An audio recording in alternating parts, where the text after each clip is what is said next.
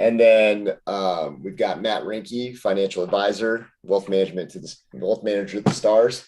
Yeah, that's right. I've been here, That's Matt. right. I know we've been hearing a lot about you, brother. Good to Nice to meet you meet finally you. here. Yeah, And it's I good. invited some people from the Sire Equity team as well. They may or may not jump on since it was last minute. So um, but we probably can get started whenever you are ready. Okay, excellent. Yeah, I'm gonna do a little hype video for you guys here, which is kind of cool. I think you're gonna like it. So here we go.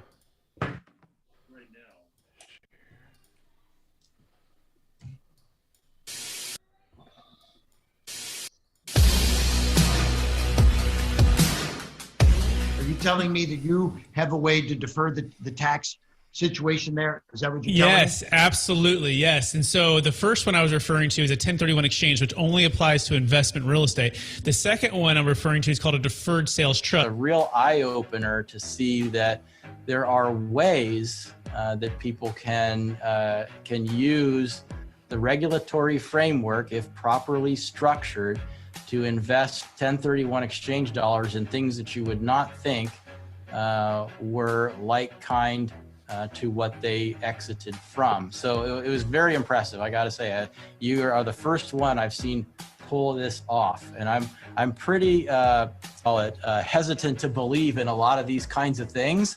So it's a major feat for me to say, wow, this actually really worked, and it was really cool. 1031 is a way to shelter your income when you sell the thing. The DST is a way to avoid the 1031 and not have to suffer the time penalty. Our career and during different tax periods, we've seen, these tax avoidance, tax minimization, offshore, all these different strategies undertaken to minimize or avoid taxes. And then I can tell you that, some of them are just not worth the trouble. And so I was skeptical. Admittedly, I was skeptical. I thought, oh yeah, here we go, another one of these, right? And then they say, no, it really is different, right? So look more closely. We looked more closely. We had, honestly, 2 years of conversations. 2 years. Now we were being due diligence at the same time that we were doing due diligence, but 2 years is a long time to be, sort of flirting with the idea of and getting to know the people and getting to really understand the transaction. Yeah, long story short, we got comfortable, although we are not tax attorneys, lawyers, or estate planning attorneys, that at least, from an investment perspective, that, it made sense to sell a highly appreciated asset, get liquid, hold that in this type of a deferred or installment sale type of instrument, and then just be in a position then to do the most important thing. I'm probably stealing your next question, which is time. They say, well, you can't make more time. You can. The deferred sales trust, in a way, allows you to lengthen the investment time horizon for those assets after getting liquid, but before having to feel the tax impact. And from an investment manager's perspective, time horizon is the most important element in investing. All right, everybody. Hey, thank you so much for being here. We're gonna be jam packed.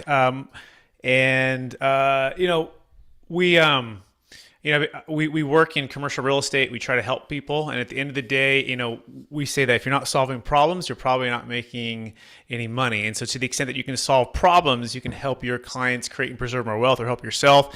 And so here at Capital Gains Tax Solutions, we believe that most high net worth individuals and the clients that you work with, they struggle with capital gains tax, and not having a clear plan or a clear solution to solve their problem is the biggest enemy. And you want to have something that's going to help you level up. And so we're going to be talking all about the deferred sales trust, the differences between how it works versus the 1031 exchange, and really privileged to be here, Josh. Thanks so much for having me. And I'm going to share my screen, and we're going to be jamming through this. As you have questions, please do put them in the chat, and then I'll hopefully get to them as we go and or at the very end. And so for those who don't know me, I'm Brett Swartz. I'm founder of Capital Gains Tax Solutions. I'm a commercial real estate broker by trade. I actually started in my career at a place called Marcus and Millichap with Mr. Josh Volan very, very long time ago. And now I just train and coach people and close deals on the Deferred Sales Trust. And so that is a little bit of my background. I'll tell you a little bit more later on that kind of story too as well. But as a legal disclaimer, I'm not a CPA nor a tax attorney, although I do work with one that's really, really smart and came up with the structure and the strategy. I call him the Elon Musk of tax. He's brilliant. He's a CPA and a tax attorney. And so we're not providing legal tax advice. Everyone's really encouraged to seek independent tax, legal, and professional advice. So we're going to talk about just how to help your clients defer capital gains tax using a deferred sales trust and not using a 1031 exchange. By the way, we're not using a Delaware statutory trust here. That often gets confused with the DST. They're both DST acronyms, kind of just randomly worked out that way. And really the other part of this is unlocking capital for millionaires using the deferred sales trust, because it's not just applying to investment real estate. It applies to cryptocurrency, business sales. It applies to primary homes, private or public stock. We'll talk about all that here in a minute. But at the end of the day, this is what we're trying to solve for. We're trying to solve for your clients feeling trapped by capital gains tax. And many are reluctant to sell because they don't have their 1031 lined up. They don't want to be facing the 45-day 180 window. They're seeing cap rates that are maybe still hovering lower than much lower now than interest rates, right? You're seeing that influx there happening. And they're reluctant to sell because of the 30 to 50% capital gains tax. That's state, federal, Obamacare, and depreciation recapture, depending on the asset. And so every single day, high net worth cryptocurrency, primary home, business, stock, and investment real estate owners, they pay hundreds of thousands to millions of dollars in capital gains tax, but they don't have to. All right. So who's the deferred sales trust for? It's for you or your investors or your client. And if they happen to have $1 million in net proceeds and at least $1 million gain per transaction. So these are larger deals. Okay. So $1 million net proceeds and $1 million gain. Tyree, I'm going to just mute you there. That is really important, right? Because if it's not big enough, the pain's not big enough, then we find that the ROI doesn't make any sense, right? The return on the investment for the client and to offset our fees. Okay, so because there are fees for sure, right? So there's investment real estate, crypto, NFTs, business sales it works for. You can also save a failed 1031 exchange. Important to know that you want to make sure you're working with a qualified intermediary that will accommodate. Okay, not every qualified intermediary wants you to know about this. In fact, if you search it, a lot of the qualified intermediaries have a blog post about their opinion about the legality of it. But it's literally thousands of closes, billions under management, all a dozen no change IRS audits. In fact, in San Diego, the biggest deal ever done was a $125 million deal that was audited, and it's never had any legal finding to change it. It's been perfect so far. But there are qualifying intermediaries that don't want you to know about it for a number of reasons, but we work with those that do. So make sure you're working with one that'll give your client both the 1031 traditional option and the in case it fails, the deferred sales trust. In fact, I had a couple deals recently where people call me and they literally have millions in tax they're about to pay. And they go, Brett, we're at this qualified intermediary. And I said, well, they're typically not going to work with you. And I said, you can try as much as you can. They're like, why would I ever work with them in the future? I'm like, exactly. Don't put yourself in a position where you only have a Delaware and a 1031. You might as well have all three options with the deferred sales trust. So be aware of that. It also works for GP and LP interest, primary homes, private or public stock, carried interest, captive insurance, artwork. Remember, the 1031 exchange only works for investment real estate.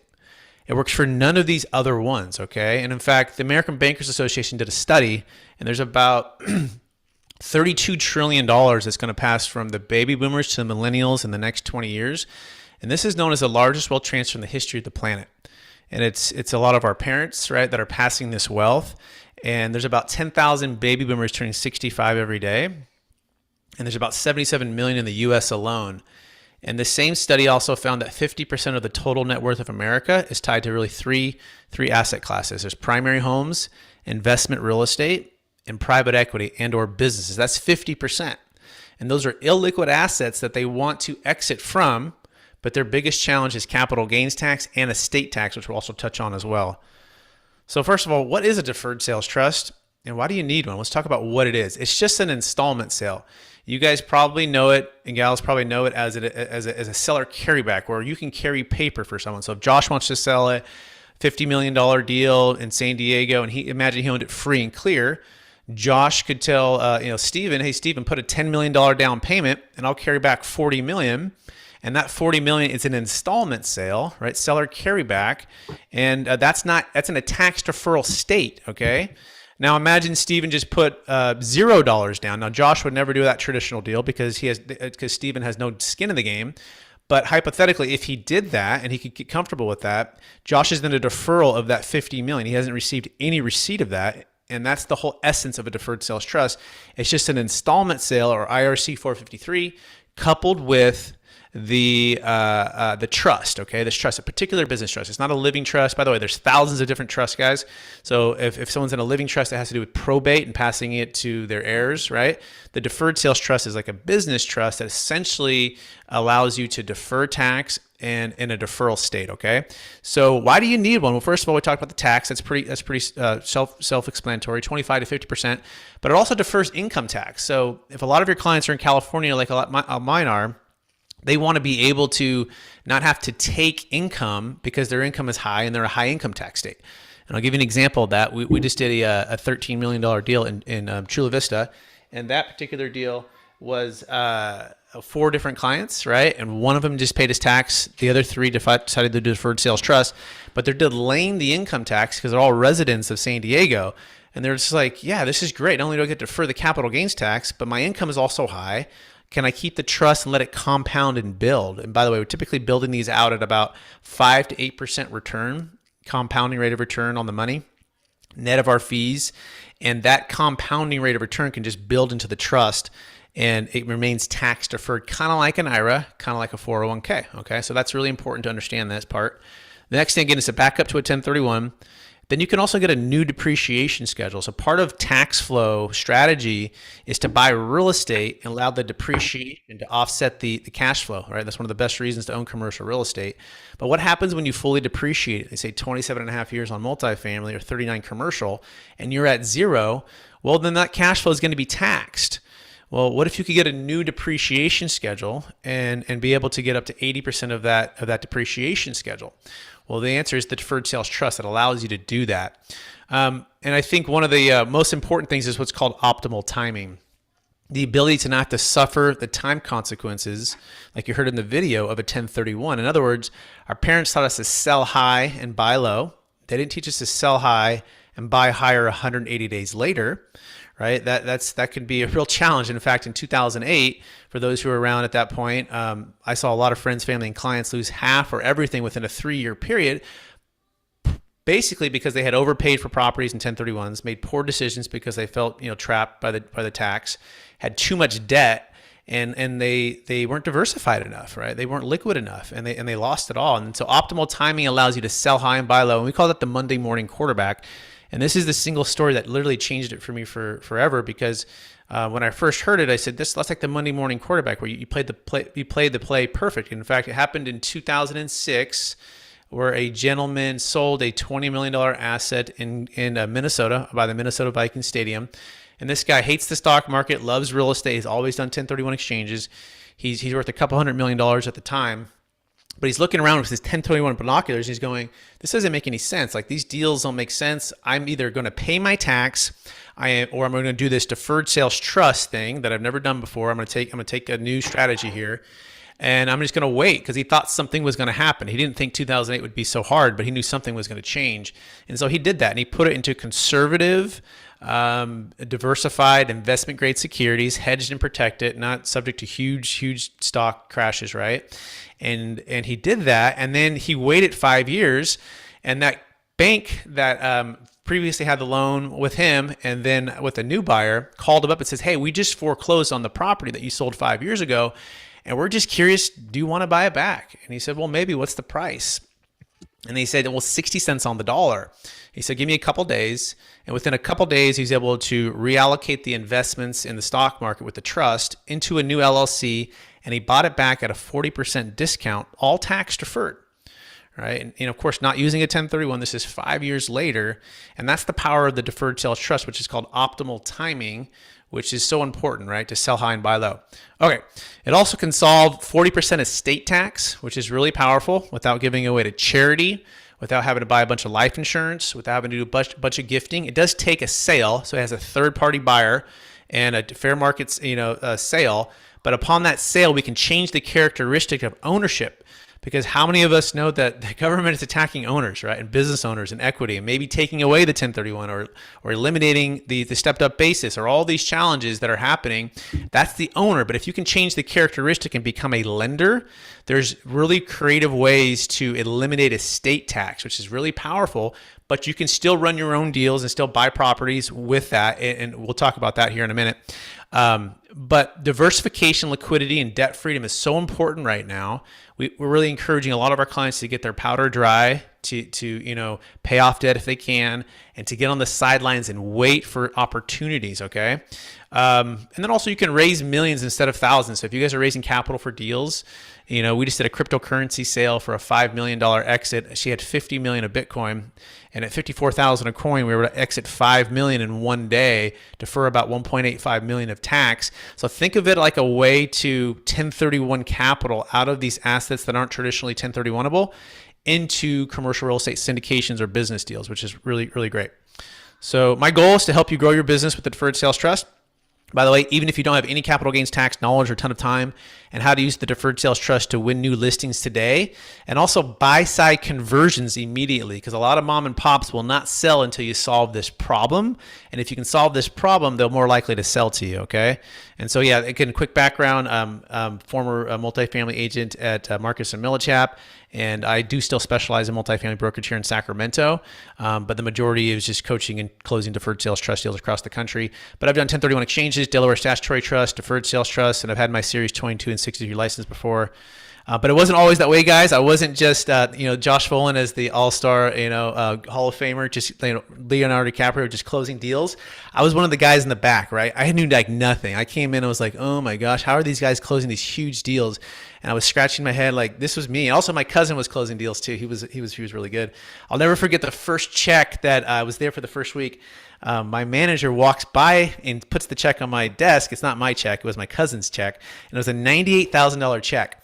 And he was like, Brett, that's going to be you someday, right? Just keep working, keep growing. Like, you're going to be there someday. I was like, wow, it's like the most money I'd seen in my life, right? Especially on one check for one deal that he closed. So I was just trying to figure it out. I was trying to survive. This is 2006. Things were actually pretty hot and pretty good. But how many of you, I don't know if you were around there, something happened, the 2008 crash. So I went from making like a little bit of money just getting the plane off the ground to like dive bombing like zero. And I was like, oh my gosh, but I love the business, wanted to grow, but I was like financially just completely scared, newly married, trying to a baby on the way. And it became like this big, like just stressful financial situation. And so were my clients going through this, right? They were going through something different, right? I mean, they had millions that were, losing, and I was losing like nothing. I had nothing. But I kept persevering. I loved real estate. And so I did what every, I think, good entrepreneur real estate wannabe does. You get a side hustle, right? So you got a side hustle at a place called Cheesecake Factory, my wife and I's favorite restaurant, and we moved with my brother into a small condo. So literally I just was like, I'm going to do a honey badger. Like, we're going to work 70-hour weeks, and I'm going to work at Marcus Millichap by day, negotiate with banks, try to grow and learn. And by night, I'd work at Cheesecake. I'd wear the same tie, guys, the same tie in cold calling. In those days, we had to wear ties. I would wear that, and that's actually not me, but it was kind of like me. I mean, this guy kind of looks like me, but I had the same tie, and it was like Clark Kent, right? I'd be in my one suit, and I had this, I had my cheesecake suit. At one point, someone's in the other room that I'm trying to get a $3 million listing on. I'm like, oh my gosh, if this guy sees me, like, I'm finished. I was hiding from everyone. Nobody knew this except for like my immediate family and some of my friends, but I didn't tell anyone at Marcus and Millichap. I was just like, oh my gosh, I was just embarrassed, right? Because I didn't want to fail in the business. But I wanted to grow and learn. And this is the point where my manager actually brought in my business partner to speak on the Deferred Sales Trust. And I'm like, what? Like, if this is true, this is Netflix. And what we have is Blockbuster 1031. This can change everything. And so I got all excited and started cold calling people like, oh, I'm gonna start winning all this business. And people were like laughing at me. I had brokers in the same office, in the same room saying, this will never work. What are you talking about? And I'm like, well, if it's true, give the clients an option. And but it was tough too, because prices were depressed. So it took a while to get going, but I started getting meetings with people that otherwise would never have met with me. Billionaires, the heads of all the multifamily properties in Sacramento, because they said, if this is true, Brett, we're going to need it someday. But my business started to grow, and my wife and I now, fast forward 5 kids here in Sacramento, and she's been able to stay home full time with the kids, which is one of our goals. And now we just coach and train and teach people all of this. Okay, so after 10 years, I discovered the hard way, and hopefully you guys want to learn the easy way. I'm going to try to put as much of my brain into yours right now. Okay, but if you've been struggling, this is probably why. And I call it the perfect storm that's happening right now. We talked about the demographics and the largest wealth transfer in the history of the planet. That's part of the storm. But also you have all-time highs. Well, before crypto's crashed now. It was all-time highs. It's completely crashed, right? Stock market's declining, and the commercial real estate are at highs, and we're kind of, waiting to see which asset types are going to get hit. But you also have the political challenges as well. A lot of debt in the nation, right? So this is all happening where people are having to either exit or want to exit. And by the way, it's not your fault. Your CPA doesn't know about it, right? My CPA didn't know about this. In fact, I'm still training and teaching them about it, and I'm their client. But most CPAs are looking in, are very conservative, and they're looking backwards versus exit planning, just in general. And again, the 1031 exchange doesn't work for cryptocurrency or other properties or other assets. And if you try to 1031 exchange, the shotgun wedding, 45-day 180 can be a big challenge. And by the way, the inflexible way, I want to touch on the Delaware Statutory Trust. And I call this the what you've been forced to do the past 10 years. The Delaware is typically a big corporation. Very, a lot of them are solid companies like an Inland or Cantor Fitzgerald. But the biggest challenge with them is they have really high fees, a lot of overhead. Okay, in fact, as much as 14% of every dollar is going to the fees and not into the property. And these are illiquid funds. The funds are tied up to typically 7 to 10 years, and it's not diversified, right? You also have an old depreciation schedule with a 1031 because your depreciation travels on a 1031, right? And also typically you have to, sell high and buy higher in the same market. And so these are all some of the challenges with that. Also, there's a thing called 7 deadly sins. You can look that up for the Delaware Statutory Trust. But basically, one of the main ones is typically not value add, right? And value add is how I think a lot of us want to grow our wealth, right, with real estate. But there are some positives, right? They're non-recourse loans, which is cool. They're typically, a lot of them, turnkey, beautiful properties with Class A locations, properties, and tenants and operators, some really solid ones. There's no new management, no new leases, new utilities that you have to do yourself, no new laws or rent controls or all that stuff. I mean, the operator's doing that, right? I call this peaceful mailbox money or sleepy real estate capital, which for some clients is great. In fact, we just did a Delaware last week. We're doing another one this week for a partial part of the Delaware, not the full Delaware, because you can do partial deferred sales trust and partial Delaware. But the only reason we're using Delaware's right now is to solve what's called mortgage over basis. So your debt over your basis is something the deferred sales trust cannot solve for. So we have to use a partial Delaware. Only for investment real estate can we do that to solve that debt over basis. And we typically do that with these zero coupon deals where they have a large tenant like an Amazon or a Ford Motor that's basically guaranteeing the lease, right? And the bank says, that's great. We'll give you like an 85% LTV deal, which means our investors can come in, our clients can come in with a very low down payment to replace that debt, because that's how you solve it. You replace the debt over basis just to the extent you have that, and then you can go into the deferred sales trust with the rest of it, okay? So I'm going to walk you through how to help your clients defer the capital gains tax, not using 1031 exchange, but I want to tell you a few examples first. This is a $48 million deal we just closed about 30 days ago in Las Vegas. Was not the broker on it, but part of the vision is to give you guys these strategies so you can win these deals in markets that you either might not be in or you are in, but you're having a hard time competing with the traditional, CBRE Tradologists or the Marcus or Millichaps or whatever, right? Because what? Because you're solving the problem. And when you can solve a problem in a way that transforms the way your clients build wealth, you can and should be able to win the listings with my help. This is what we do. So this is a client of mine. In fact, his name is David. They have over 3,000 units, and his partner's name is Jordan. And they've done over $100 million now, 5 transactions with us, okay, in the past year and a half. And they just do every single deal. And they're like, Brett, we wish we'd have found you 3 years ago, because we just do all of these deals every year. And they're GP positions, so they're not all 48 million in the DST, but their small positions are going. Their LPs are just paying their tax because they're too small. Although one LP just came in with us, so just know that it's flexible and everyone has to do it. This was Vegas. It was about a 27% tax deferred there. It's another client of ours. His name is Ron. And by the way, you can watch David and Ron on my YouTube channel tell their whole story. And Ron did a $4.2 million sale on a multifamily property, he and his wife. And now this property was rocking and rolling. It was Airbnb, but they're getting to the point where they're in their phase 2 of their life. And they're just like, you know what? We want to retire. We want to be kind of just more passive. we might want to be active in the future, but this deal was just consuming us, and it was such high appreciation in Denver. So they found me on a podcast, and they called me, and we closed in about 30 days, and he deferred a lot of tax. He also did a partial Delaware. He had $1 million debt over basis. So this one's a really great case study to watch on my YouTube channel, because it shares, how we solved for both of those problems. So that was big. We also just did this one in Colorado Springs, a $5 million exit for a client. Those were $25 million in California. And the biggest thing for them, and by the way, always analogies like on a Rubik's Cube. Every client that shows up to your office or on a Zoom or whatever you're meeting with, everyone has a different Rubik's Cube with different colors they're trying to solve for on different ends. And at the end of the day, we're just in the business of trying to get that cube lined up, solve their problems so that it could be their tax flow, it could be their cash flow, it could be their depreciation reschedule, it could be their estate tax, it could be their time and their energy. And so for this client, they're like around 60, but their biggest thing was estate tax. They were like completely disbobbled with their estate tax. All 25 million is inside their taxable estate. And so with the Deferred Sales Trust Plus, there's 2 DSTs, by the way, we were able to eliminate the estate tax out of their taxable estate on this 5 million. But not only that, all of the growth of the 5 million, let's say that 5 million goes to 20 million over their lifetime, that's all outside their taxable estate. And so they had one opportunity to do this at the close of escrow, and we set it up and we deliver. That's important. It's not something you can just transfer in, right? But they don't have to give any away to charity. They don't have to do any life insurance. They don't have to do any gifting. It's just outside, because they're changing the characteristic of ownership to a lender, but also something else on top of it. It's what's proprietary, but it's what we can do. Okay, I just want to give you that outcome. All right, and this is the deal actually in Chula Vista. Anyone who ever been to Extreme Car Wash? I don't know.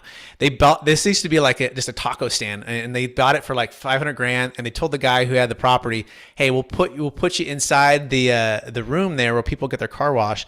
And so basically they were in it for 4 million, guys, and it went to $13 million. And so they had a huge tax, up to 40%. Okay, and so they were able to do the Deferred Sales Trust. In fact, I think Josh just met with the clients a couple of weeks back. So if you want to hear about that. So here's another one. We saved to fail 1031 exchange. It goes on and on. Bitcoin sales. Okay, all right. So primary home. Oh yeah, primary home. Don't forget, you have people in La Jolla or wherever, luxury real estate. They can exit primary homes, defer the tax, and put it into commercial real estate, all tax deferred. Okay, pretty cool. So I just did a primary home sale in Palo Alto. All right, so what are the steps? Step 1, map out a wealth plan, right? And form a brand new DST. We work on a conditional basis, by the way. And meaning that if they don't want to use the trust or the deal doesn't close, they owe us nothing, right? But we can map it out and basically kind of give a proposal, right? A proposal, if you were to sell, defer the tax, where can we invest it? Well, the funds can be invested into the stock market. It can be stocks, bonds, mutual funds, hard money lending, commercial real estate, passive or active deals. It can be new business ventures, okay? But we're gonna map out what their vision is and a plan. And typically we're working with a financial advisor, right? And this scenario would be Matt, Rinky, if he wants to join us. And we're all gonna work as a team to try to map this out. By the way, my role is a trustee, if you're wondering. So I'm a third-party unrelated trustee. Then there's a financial advisor, there's the tax attorney, and then there's the client, okay? So we map that out, we form a DST, Matt does a risk tolerance on the client, and we figure out, what are they looking to do with all of that, right? And how do we most tax efficiently grow their wealth? All right, that's step 1. Step 2 is to just transfer the assets to the DST, and then the DST sells the asset. And so when I say that, it depends on the actual asset itself. But let's just say it was in an LLC. It's like an assignment of sale. So I just closed a deal yesterday in Placerville, California. It was a $2.5 million property. And they assigned it basically during escrow, or have an option to assign it. And it only happens at the close of escrow, which we're going to show here in a minute. Okay, so it's like a simultaneous close. But it's even kind of like a 1031 if you think about it. Like when you set 1031s up, you're just basically redirecting the funds to a third party, right? And that's what keeps the tax deferral. Okay, so transfer the assets during escrow. It needs to be prior to the buyer removing all contingencies. Okay, very important. So we want to set this up early. This is why we work on a conditional basis, because a lot of people are finding us 30 days before they close. And it's a very highly emotional state of not only exiting, but family legacy and millions of dollars and new tax deferral strategy. It's part of why I love it. I have 2 degrees and a minor, played basketball in college, and I love the challenge and the opportunity to help somebody like with 10 seconds to go. It's really rewarding to be able to do that. But realize that if they go too far, it's over, right? Meaning the buyers removed all contingencies. So, all right, step number 3 is just to fund the trust. In other words, the funds go to the trust. We have a bank in Irvine mainly that we use. It's a $16 billion kind of commercial real estate bank. And or they just go directly to the financial advisor, typically Charles Schwab, TD Ameritrade, depending on where and how they're going to be investing the funds. And they receive a promissory note. Remember, they're becoming a lender, right? It's like the bank of, if Josh did it for himself, it's the bank of Josh, or the Volin Bank, who's lending the funds to the trust in exchange for a promissory note. So that promissory note is the asset they have. Josh wouldn't own the trust, because if Josh owned the trust, he just sold it to himself. It'd be taxable. But Josh is the lender. I mean, he's the first position, only position, and that trust only does business with him. Funds are never commingled or any other accounts. He must approve of all investments and movement of the funds, okay? And so that's what he has as security. And again, that security can be the biggest companies in the world that is secured against. It could be his own commercial real estate syndications, passive or active. It can be diversified. It could just sit in the bank with optimal timing. But that's really, at the end of the day, so the achievement is they can enjoy their wealth. They can give more if they want to, but they don't have to. They can invest. They can start a new business venture. They can invest with you, partners. It's very flexible, and are typically structuring these notes in 10-year increments. And every 10 years, you can renew for 10 years, and your kids can step into your shoes. You don't get the stepped up basis because, again, you're not owning the trust. Ownership only happens with stepped up basis only happens with ownership. But realize that you can't have it outside your taxable estate and the stepped up basis. You can only choose one. So you kind of got to pick at a certain point, your net worth is higher than certain amounts, which is 22 million married, 12 million single right now. And the question is, are you trying to solve for the next generation or just for yourself right now, or a little bit of both? And we can do a little combination. But again, it's that a Rubik's Cube. Like, what are they trying to solve for? Do they even know those challenges, right? A lot of people sometimes get confused with a stepped up basis, meaning I'm tax free. No. You're only capital gains tax free. You're not estate tax free, right? That's completely separate. I'll give you an example of that. Let's say our client's worth 52 million and all 52 million is inside their taxable estate and they're married. Right now, they'd get a 22 million exemption approximately. I think it's 24 a little bit with some inflation. But let's just say there's 30 million left in their taxable estate when they pass away. Well, that's going to be hit with a $12 million estate tax. $12 million, right? Regardless of the stepped up basis. And that estate has to pay it within 6 months, okay? So again, just clarify what you're trying to solve for. Again, 8% net target net of all recurring fees. Our recurring fees are somewhere around 1.5% to 2%, depending on the amount. As the amounts go higher, that does go lower. Okay. You can always, by the way, cash out and just pay your tax if you want to. You don't have to stay in it forever. In fact, we can structure the notes for smaller amounts of time. It doesn't have to be 10 years.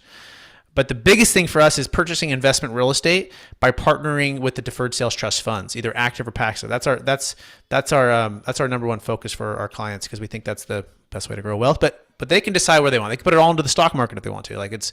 We just try to bring great opportunities for them to invest in and let them decide. All right. So how does this whole thing work? Josh, are you ready to participate? Let's do it. All right. So Josh is selling, let's just say, a $10 million deal. Okay. And to keep it simple, let's just say it had a zero basis. Okay. And it's in California. So we're looking at about just 40% tax. If you're wondering, its state is 13.3, Obamacare 3.8, federal 20, and let's say a little bit of depreciation recapture. So we're going to try to solve for this 40%, which is $4 million. Okay. 4 million. So Josh, he lists the property for sale for 10 million. But Josh, instead of selling directly to a cash buyer where you receive the cash, right, which would trigger this 4 million, Josh, are you okay considering an installment sale? Yes, I am. Okay. And why don't we set this trust up right in between? We'll talk to the buyer, ask him to cooperate, just like he would cooperate with a 1031. And by the way, when it says cash buyer, he can get money. It doesn't matter. He can get a loan. It doesn't matter. But we're just not going to finance him, right? We're going to finance the trust. So we're going to, instead of the funds rolling from the cash buyer directly to you, Josh, we're just going to ask him to cooperate. And at the close of escrow, the funds are going to transfer, or even the assets going to transfer to the trust. So that's the first thing. Assets sell to the trust. And then trust turns around and sells it to the cash buyer. Now, Josh, if the trust bought your asset, or anyone bought your asset for 10 million and sold it for 10 million, how much gain does the trust have? 0. Zero, right? So there's no tax on that. It established a new basis because it got it for 10, bought it for 10, sold it for 10. Now, Josh, if it gave you a zero down payment, okay, a zero down payment, how much constructive receipt have you taken on zero? Zero. You got it. So how much of the 4 million is triggered if you've taken zero of the 10 million? Hopefully zero. You got it. There it is, right? And so Josh gets a promissory note, and we're going to structure it, let's just say at 8% compounding rate of return, but it's on the full 10 million, right? So we're using the government's money. Now, Josh, if the government gave you a zero interest loan on $4 million and said, Josh, as long as you invest it in commercial real estate or whatever else that's investment purposes, and you live off the interest, when would you want to pay that 0% $4 million loan back? Never. Got it.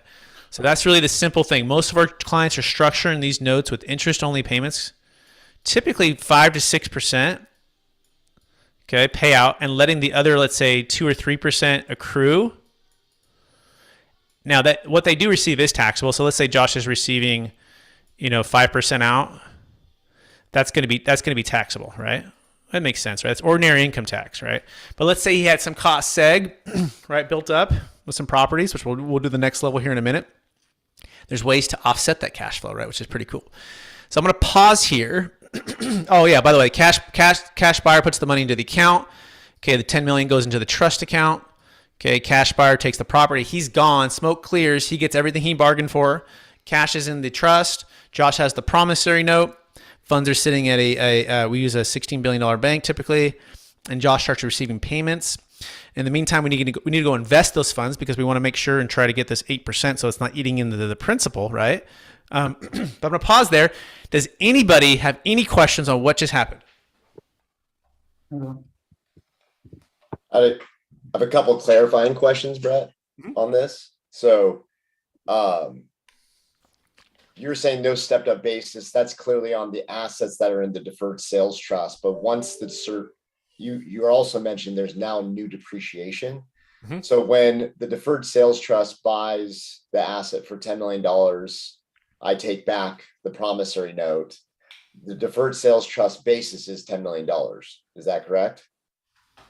Yeah, exactly. Yeah, the deferred sales trust basis is $10 million. Yes. Mm-hmm. And that deferred sales trust, which is out of now my estate, the only thing that's in my estate is the promissory note, correct? Correct.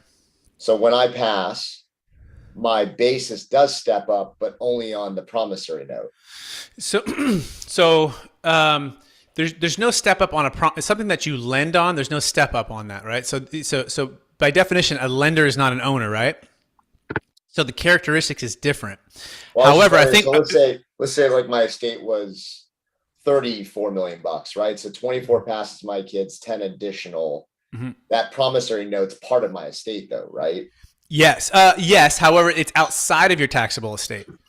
So let me clarify. So DST 1.0, which is just a traditional installment sale, that is inside your taxable estate. DST 1.0. There's DST 2.0. That's a little bit different. It's not a 453. It's a different tax code. It's with NDA and I can't say it live here, right? That is outside your taxable estate. There's no limit on that one. So we got to choose which one you want. They have some flexibility. The same price. But yeah, let me also clarify too. By partnering with the trust, I call it lendership. You can partner with the trust to go into new assets, and this is when you get the new depreciation schedule. So at first you're a lender, but you can turn around and form a brand new LLC, Josh, and the trust can be your silent JV partner. So let's walk it through right now. So let's say this is an LLC, and this part you'd get a stepped up basis on because you're the owner of this LLC. But the trust is putting up all the money. So this is the cool part. So Josh is 80% owner to start. This is how we structure it. But Josh puts up $0. This is Josh. Okay, I'll just put a J here. And the trust is a silent joint venture partner that puts up, in this scenario, we can do up to 80% of it. So $8 million here. And by the way, this is the single reason I started this company. Without what I'm about to say right here, I wouldn't even be here, because otherwise it would just be passive into the stock market. But with this right here, you can be active and get a new depreciation schedule and get an ownership again. Okay, so the trust puts up $8 million. Josh, you put up $0, And this LLC, let's just say you go buy a $16 million asset, okay? And now this asset goes to $32 million over your lifetime, right? Now, we would probably, Josh, you're like, hey, Brett, I've only got a year to go, whatever, right? If you kind of could time this kind of thing, we would probably exit at 32 million and get it outside your taxable estate. But let's just hypothetically you didn't, right? Yeah, this particular asset would get a stepped up basis here, right? Okay. Now, Josh, you put $0 in. I mean, the trust put up the 8 million, and part of that obviously is your money that's owed to you. But we call it the go fund yourself. Instead of having to get a loan from a bank or get other even equity from somebody else, you use what you would have paid to the government, let's just say 4 million of that, right? At 0% to put into this 8 million here as the down payment to buy a $16 million asset to turn it to 32 million. And so upon the exit, oh, by the way, the trust also needs an 8% pref. We got to keep it commercially reasonable. But look at this. You see how we had 8 over here? We mirror that. So it's kind of like you borrowed from yourself. So you have 8% here, 8% here. And so the waterfall will be on the back end. Let's say, you know how many years you owned it for, right? The 8% accruing, you got to pay that back first, plus 20% of the upside. And then Josh keeps 80%. And whatever that turns out to be, you can roll into the trust as well as promissory note number 2. So let's just say hypothetically, 16 to 32. That's another 16. Another 16. Yeah. So the original 8 goes back in. Plus, let's say the pref was $1 million. So let's say there's 15 left over, Josh. So you could have promissory note number 2 at $15 million. Okay. At 8%. So now you have the original one at 10 million at 8%. And now you have a second one at 15 million. Had you, and by the way, you got the new depreciation schedule on this too, by the way, right? You can only get 80%. We can't give you 100 because it's not commercially reasonable. Does that make sense right there? Yeah, no, it makes sense. I guess, yeah, that makes sense. So I understand the 1.0, 2.0 differentiation on ownership and then the out of the estate side. So 2 more follow-ups on this. What if, just say, the deferred sales trust assets, when the note comes due, right, the assets in the DST are more than the promissory note. That's one. Mm-hmm. And then clearly the inverse of that, unfortunately, gets aggressive, goes into something else. The 8% is not able to be made whole and, it gets cut in half or whatever. So examples of both, when it's below the amount that comes due and when it's above. Okay. So yeah, say it's $10 million and we're trying to accrue 8%, right? But it's only producing, let's say 4, right? So it's short. That's the first thing. What would happen at the end of the 10 years? Well, there's no personal guarantee. So none of the funds or the investments are guaranteed, right? So there's all the risk that's involved there. But you wouldn't owe the tax on what you haven't received. There's another way to even think about it. Let's just say it went to 0, right? You put 10 million and, the odds of this happening, because we want to make sure we diversify, very low, but let's just say it did. Well, if you receive 0 on 0, the tax is 0, right, Josh? And to the extent that you do receive back payments, you'll pay tax. On the original principal, the 10 million, you'll pay cap gains tax as you receive principal back. Anything above and beyond that, let's say the 4% was short of the 8, you pay ordinary income tax on. Does that answer that first question on that? Yeah, I understand. I understand when it goes below. That makes sense to me. It's when, let's say that $10 million is now worth 20. Okay, yeah.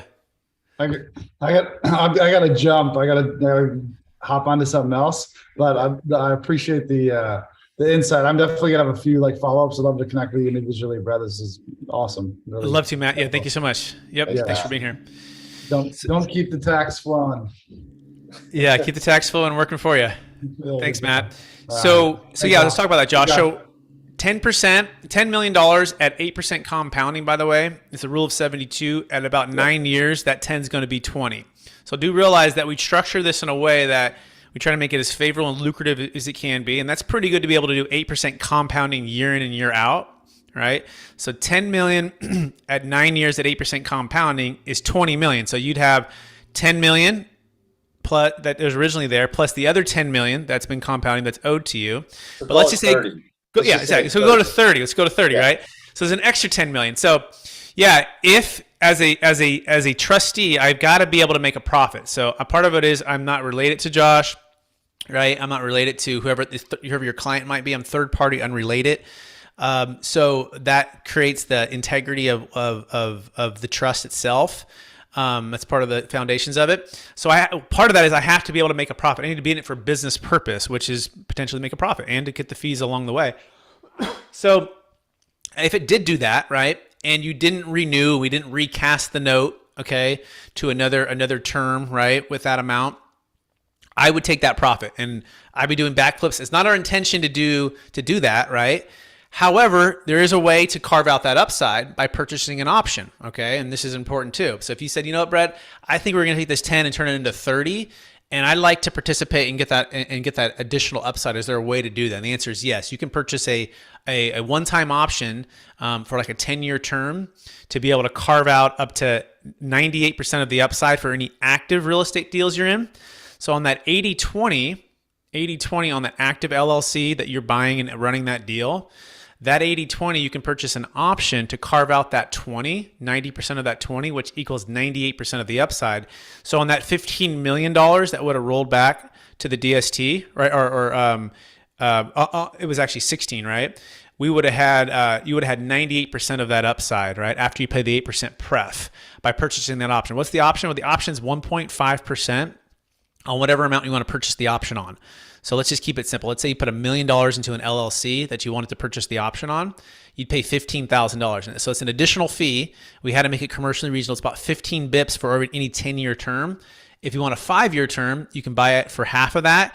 But the key is you're buying it up front, and then you can exercise the option upon the exit to get up to 98% on anything that's active.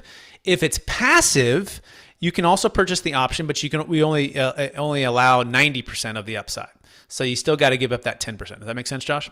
Yeah, and the other way you get not around it, but to deal with that is you can renew the term, right? So you can extend it. So how long can you extend the term? God willing, I'm going to live for a long time. I do this, is there a limit on how many options that can be done? And same thing for heirs, right?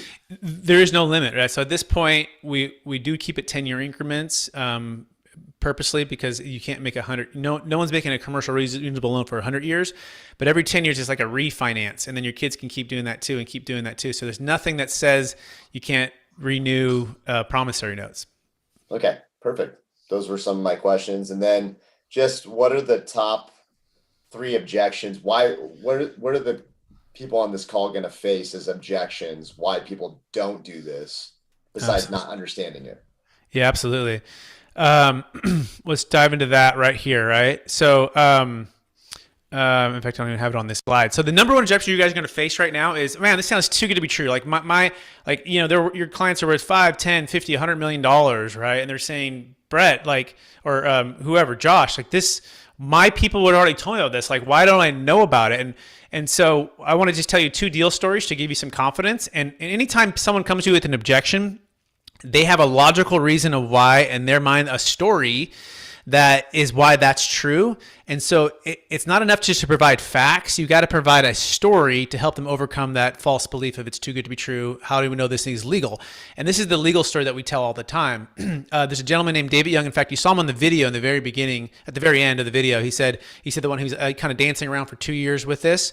And so for those who don't know David Young, he's kind of like a Mark Cuban, if you will, of the financial advising world. In fact, he worked with a guy named Bill Gross, and Bill Gross and David Young built up PIMCO, one of the largest, most wealthiest, wealth advisors in the world. Okay, from 80 billion to 1.2 trillion, and you can imagine these guys who manage some of the biggest wealth in the world get approached with a lot of people to pitch their tax thing, right?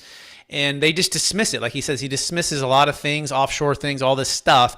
But he and his team did a 2-year due diligence on this, right? And they had their legal team and everyone look at this, and they came to the conclusion that number one, my business partner, I call him the Elon Musk of tax, that might be the smartest person we've ever met, and that's a lot for guys who've been in the industry for 30 years. And number 2, we're all in. We'll put our name on this, and we'll manage money for all DST clients. And so what we always say to people who are cautious, and they should be cautious, right? Because we're coming with something new, is if it's good enough for David Young and his legal team, after 2 years of due diligence, and he manages some of the biggest wealth in the world, to put his name on it, is it good enough for you and your legal team? And we'll put him right on with David Young. David Young could be a part of the team to manage the money, right? So that's one way to help to overcome the legal thing. It's if you try to get into the tax and it's at 453, I mean, we do that and we'll geek out on that stuff. We're experts in that. I wouldn't approach it that way. I don't want you guys to think you need to be a CPA or a tax attorney. In fact, you don't want to be, because you're opening yourself up to potential liability. You just want to say, hey, look, here's a deal story. Here's a couple other deal stories. Here's the Chula Vista's deal story, right? It's in your backyard or wherever you're at in the country when you're selling real estate. And lean on that legal story of David Young going through it for 2 years. So that's the first story.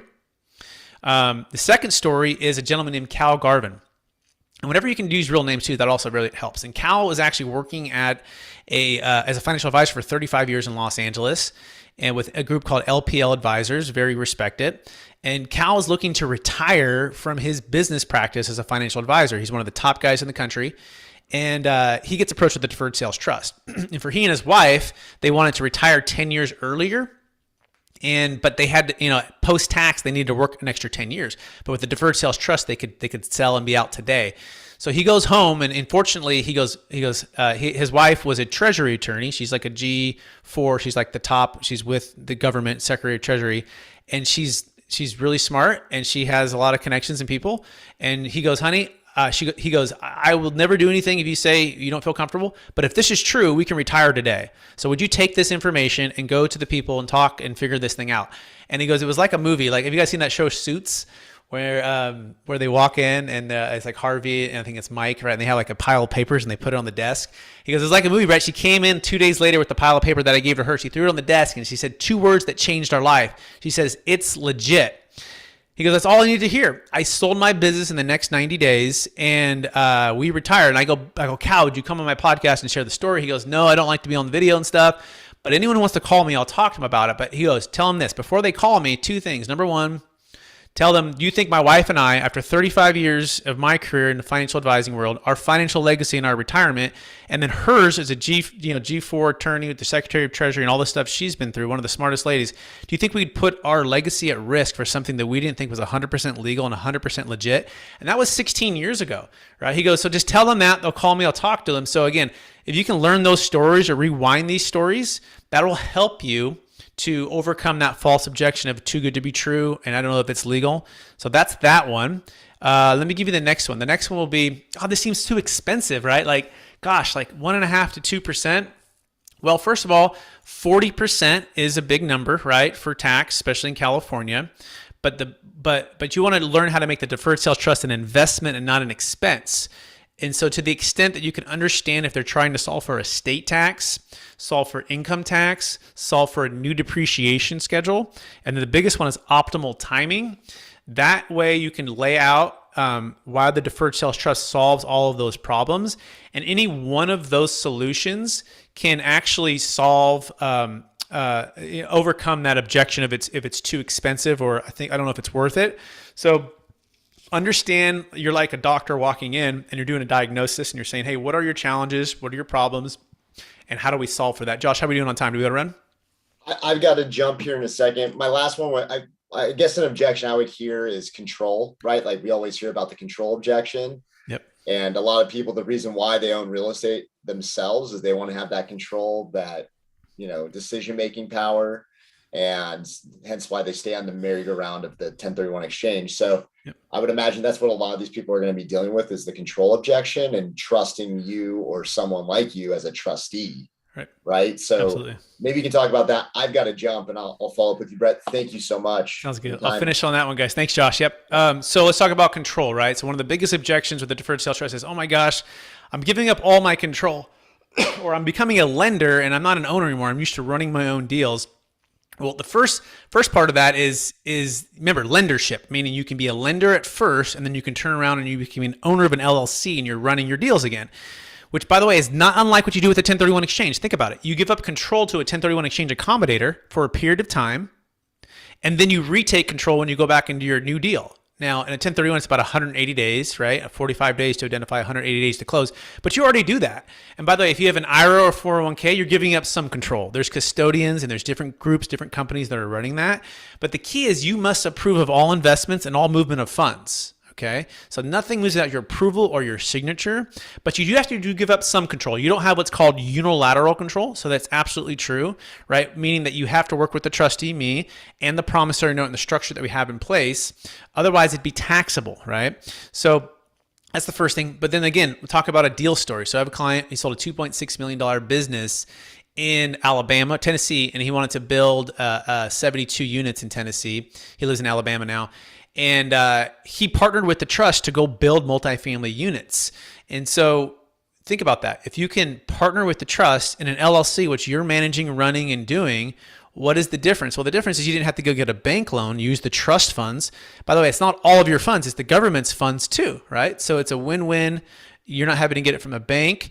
You're not having to give it to a private investor. You can use it from the trust. At any point too, if the trust is not performing, you can foreclose on the trust and just take your money back. So that's kind of the control part of it, I would say, is the best way to understand that you have to approve of everything. You can partner with the trust, and you can get funds outside your taxable estate, right? You could another way to think about it is you could have all the control and all of the stepped up basis and all of the ownership, but it could all be in your taxable estate unless you've done a bunch of gifting or give it all away to charity. So again, the more you can find the problem, the more you can figure out the deferred sales trust makes sense. Does anyone else have any other questions for me? And if not, no worries. But if you do, unmute yourself or put it in the chat. Steven, do you have a question? Yeah, I wanted to ask about if you can do sort of like a reverse deferred sales trust. Does it work at all the other way?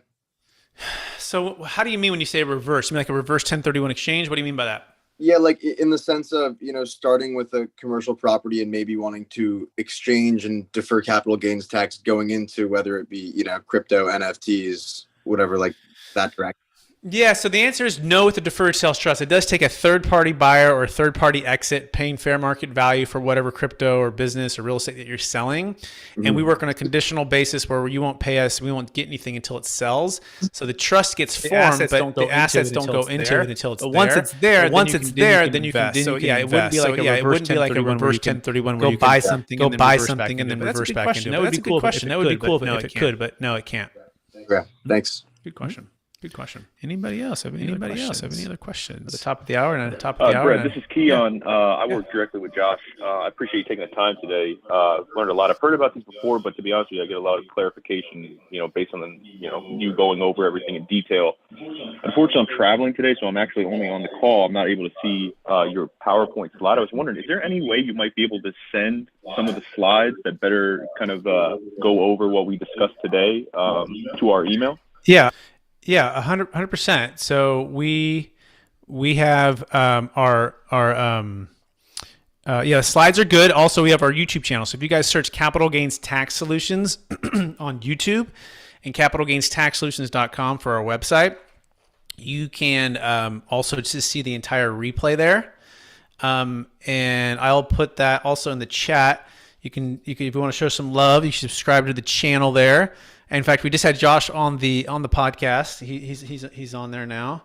He's already becoming a YouTube superstar. I've been trying to get him on video for years, so it's good to have him on there. So yeah, check out the channel for the entire replay, and then happy to share the slides. I think what I'll do is I'll just email Josh, and then you guys can have those. That's perfect. I appreciate it. And then one additional question. You mentioned that some intermediaries can be challenging to work with. Do you have any national QIs that you can refer that kind of, you work with in the past that has been a little bit more streamlined to work with? 100%. In fact, we work exclusively right now with Exchange Solutions out of San Jose, kind of San Francisco, California. And we don't go anywhere else. And we never will until they don't perform. And they've been amazing, okay? They're experts in everything you need, Delaware, reverse, traditional, and they work with us on a deferred sales trust. So yeah, if you'd like, I'll make an introduction to you guys. Or just let them know you're working with me when you call them. Dua Thompson is over there, Exchange Solutions.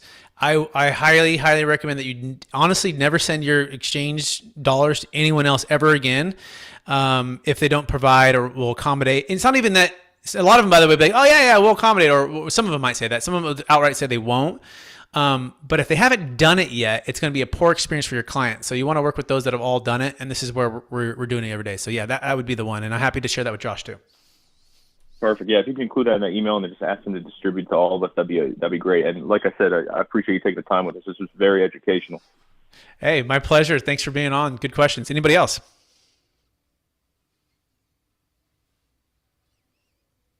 Perfect. You guys have been amazing. Top of the hour, 9 o'clock. Appreciate everybody. If you want to learn more, go to capitalgainstaxsolutions.com. Again, look for the book too, by the way, coming out. It's Kevin Harrington from Shark Tank. Anyone seen that show? He's coming in the book. It's going to be really cool. It's called Building a Tax Deferred Exit Strategy. And look for that coming to Amazon. And thank you guys. Appreciate it. And gals. And have a great rest of your day. Look forward to helping everybody. Thanks, Brett. Have a great day. Thanks again.